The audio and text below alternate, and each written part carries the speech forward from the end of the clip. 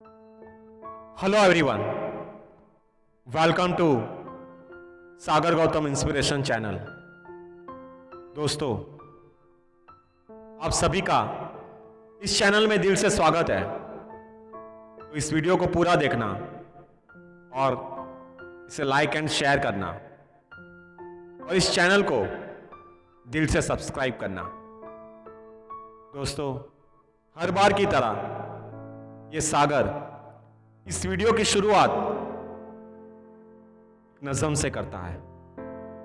उस ईश्वर ने तो दी अच्छी जिंदगी पर जीना तुझे ना आया। उस ईश्वर ने तो दी अच्छी जिंदगी पर जीना तुझे ना आया। इसलिए खुदा ने हर किसी को एक दूजे से अलग बनाया। इसलिए खुदा ने हर किसी को दूजे से अलग बनाया। दूजे से अलग बनाया। इस नज़म के द्वारा यह समझाने की कोशिश की गई है कि चाहे इंसान हम शक्ल हो या जुड़वा हो, लेकिन उसके अंगूठे का निशान अलग होता है। कोई इंसान किसी ना किसी रूप से एक दूसरे से अलग होता है। हर किसी में उस भगवान ने अलग अलग चीजें दी है। कोई अच्छा लिख सकता है राइटर के रूप में, कोई अच्छा गा सकता है सिंगर के रूप में, कोई अच्छा डांस कर सकता है, कोई अच्छी स्पीच दे सकता है, कोई अच्छी एक्टिंग कर सकता है तो उसे एक्टर कहते हैं।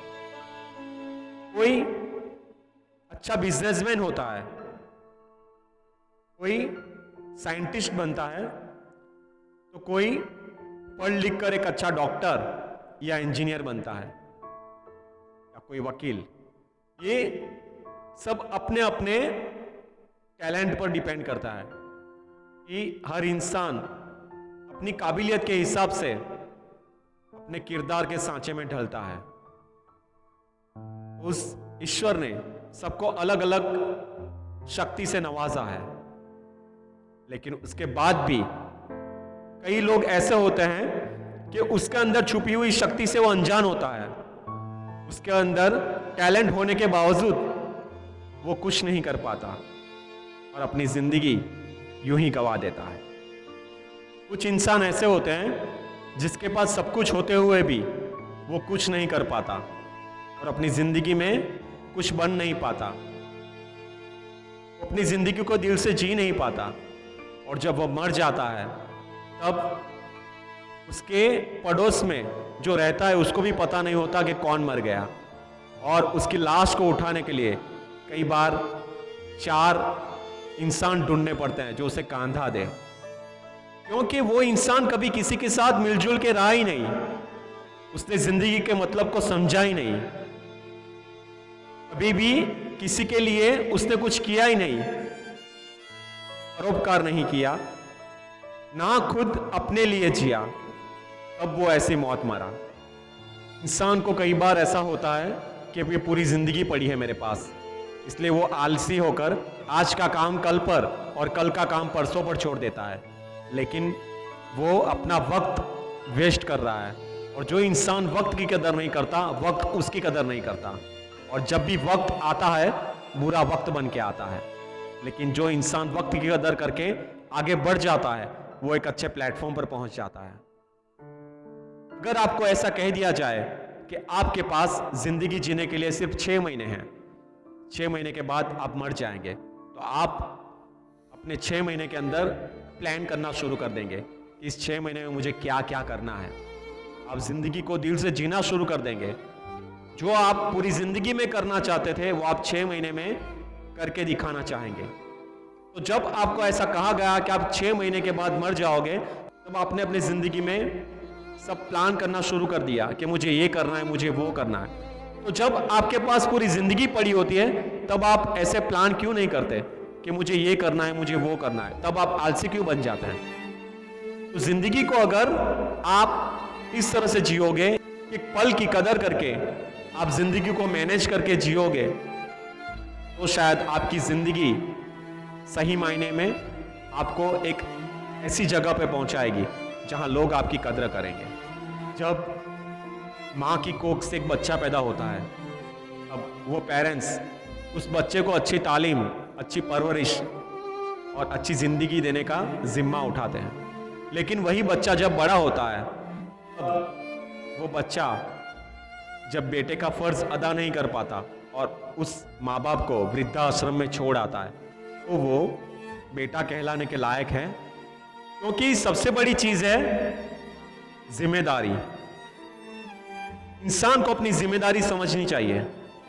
सही मायने में सही बेटा वो है जो अपने माँ बाप की, अपने परिवार की जिम्मेदारी उठाए। ईश्वर ने इंसान को अलग अलग किरदार के सांचे में ढालकर, अलग अलग किरदार के सांचे में ढालकर जमीन पर भेजा है ताकि वो अपना किरदार ठीक रूप से निभा सके। जब वो एक पति के किरदार में है, तब उसका ये फर्ज बनता है कि वो अपनी पत्नी की जिम्मेदारी उठाए। जो लड़की अपना फैमिली छोड़कर, उसका हाथ थामकर एक नए फैमिली में दाखिल होती है उसके विश्वास पे, तब उसके पति का यह फर्ज बनता है कि वो उसकी जिम्मेदारी उठाए, उसकी रक्षा करे, उसे सुख दे, उसको समझे दिल से। और उस पत्नी की भी ये जिम्मेदारी बनती है कि वो अपने पति की वफादार बनी रहे, उसके साथ विश्वासघात ना करे, उसके साथ विश्वासघात ना करे और उसकी सेवा करे, पतिव्रता स्त्री बन के रहे और पति भी उसकी पत्नी के साथ छल ना करे। इसी तरह जब इंसान दोस्त के किरदार में ढलता है, तब वो दोस्त एक ऐसा दोस्त बन के दिखाए जो अपने दोस्त के बुरे वक्त में उसके कंधे पे हाथ रख के उसके साथ खड़ा रहे, उसके दोस्त के बुरे वक्त में वो हर बार उसके साथ रहे, दुख में आगे रहे और सुख में पीछे रहे। वो एक अच्छे दोस्त की डेफिनेशन है। इसी तरह जब वो प्रेमी बनता है, उसका मतलब ये नहीं कि वो उसकी प्रेमिका के जज्बात के साथ, उसके प्यार के साथ, उसकी फीलिंग्स के साथ खेले और उसका मिसयूज करे। ये एक अच्छे प्रेमी की निशानी नहीं है, बल्कि वो अपनी प्रेमिका को समझे। और कई बार ऐसा होता है कि जब एक लड़की माँ बन जाती है, तब वो, जब एक लड़की कुंवारी माँ बन जाती है, तब वो अपने बच्चे को कचरा पेटी में डाल देती है। और वो बच्चा जब बड़ा होता है, तब अनाथ के रूप में होता है, तब वो अपने माँ बाप को कोसता है। लेकिन अगर उस लड़की ने उस बच्चे को समाज के सामने रखकर, जिसके कारण वो माँ बनी, उसका नाम लेकर न्याय मांगा होता, तो शायद वो बच्चा कल बड़ा होकर ये कहता कि मेरी माँ ने मुझे पाल पोस के बड़ा किया, मेरी माँ ने मेरी जिम्मेदारी उठाई। तो जिम्मेदारी सबसे बड़ी चीज होती है। अगर आप अपनी जिम्मेदारी से भागोगे तो आप कायर कहलाओगे।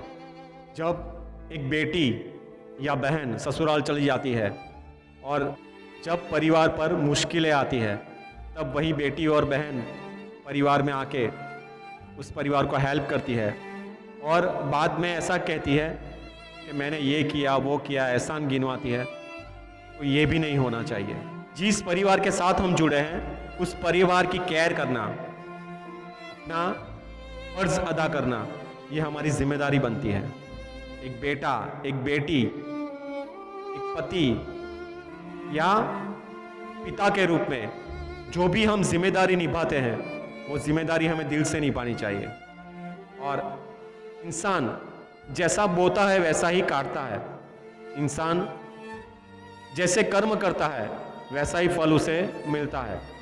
और जब वो बिस्तर में पड़ता है और मौत की कगार पे होता है, तब उसकी पूरी जिंदगी में उसने जितने भी कुकर्म किए हैं या जितने भी पाप किए हैं, वो सभी वो बिस्तर में पड़ा पड़ा अपने सामने देखता है, महसूस करता है कि मैंने ये किया था, मैंने वो किया था, और उस बिस्तर में वो तड़पता है। और फिर जब उसका जी निकल जाता है, तब उसे मुक्ति मिलती है। तो दोस्तों, मैं ये कहता हूँ कि अगर अच्छी तरह ज़िंदगी को जीना है तो लोगों के लिए कुछ अच्छा कीजिए, अच्छा सोचिए, परोपकार कीजिए। खुद के लिए ही मत जिए, लेकिन औरों के लिए भी जिए और अपने फैमिली की जिम्मेदारी उठाइए। जिस किरदार के साँचे में आप डले हो, उस किरदार को दिल से निभाए। और आखिर में एक शायरी कहकर मैं इस वीडियो का अंत करता हूँ। शायरी ये है, बिना कोशिश किए वो सोचता रहा कि कभी तो वक्त आएगा हमारा। बिना कोशिश किए वो सोचता रहा कि कभी तो वक्त आएगा हमारा। ये जिंदगी मिली है तो कुछ करके दिखा, क्योंकि जिंदगी ना मिलेगी दोबारा। ये जिंदगी मिली है तो कुछ करके दिखा, क्योंकि जिंदगी ना मिलेगी दोबारा। क्योंकि जिंदगी ना मिलेगी दोबारा। तो दोस्तों, कैसा लगा ये वीडियो? आपके सुझाव हमें भेजना और थैंक यू सो मच।